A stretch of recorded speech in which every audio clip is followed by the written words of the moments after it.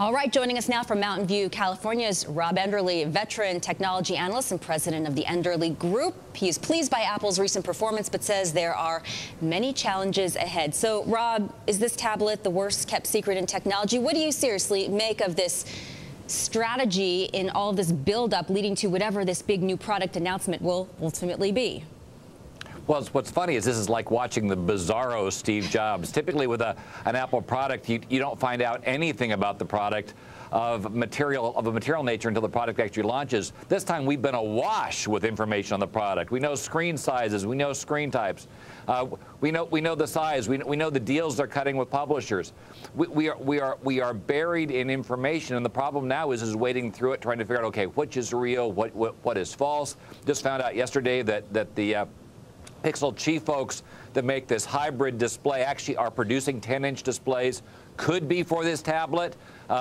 Not really clear. And of course, if this display shows up on this tablet, it becomes the first-generation market killer instead of the second or third-generation product that many of us think it would otherwise be. So a lot of turmoil surrounding this product, most of it having to do with the fact that we actually have too much information this time.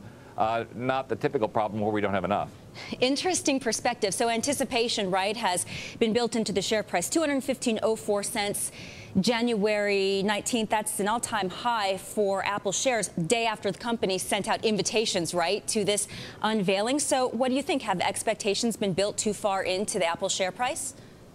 Well, the thing is it all comes back down to price, and we also kind of need to know what their demand generation marketing program is. Those two things we don't know, and we won't be able to determine whether this is really overhyped until we see those two things. Price probably being the more important. So we'll find out tomorrow. Apple's one of the few companies that can stand up with an overhyped product and bring expectations in line with the offering. They did that with the iPhone, which was also overhyped. Also did it with the iPod at several times. It was overhyped and actually weathered all those storms. So Apple's the only firm that could do this. Any other company would probably be falling on its sword tomorrow and dying a terrible death. So how much should this darn thing cost, Rob? You keep mentioning price and how critical that factor is. This market, we gave Amazon a pretty hard time for the fact that the Kindle came out above $250, which is the sweet spot for this class of product. Whether you're talking a netbook, a smart book, e-book reader, this market likes products in the set $250 range. Chances are this product is going to come out higher. However, Apple did bring out the iPhone at $600 and did okay with it, eventually dropping the price down into the target range. That could happen here, and they could do just fine. But expectations are this is going to be like $1,000, and that's got us very, very, very worried. All right, so Apple had stellar earnings, as you know, despite the fact iPhone shipments were a tad shy of forecast. So does that say anything about what demand may look like early on for the tablet? It looks to be very strong. I mean, the market is really looking for a blended device, a device that can do multimedia stuff and do e-books. It doesn't really want to buy one $400 device for one thing and another $400 device for another and yet another $400 for a third device.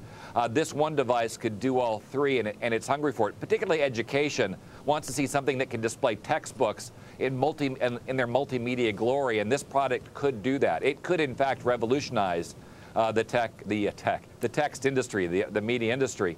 And the real question is will it benefit this time from the revolution, or will it happen the same way that it did with the Mac, where the Mac kind of revolutionized the industry, but Microsoft was the key winner? So we're going to find out. This time, Google is the company we're watching as the potential spoiler.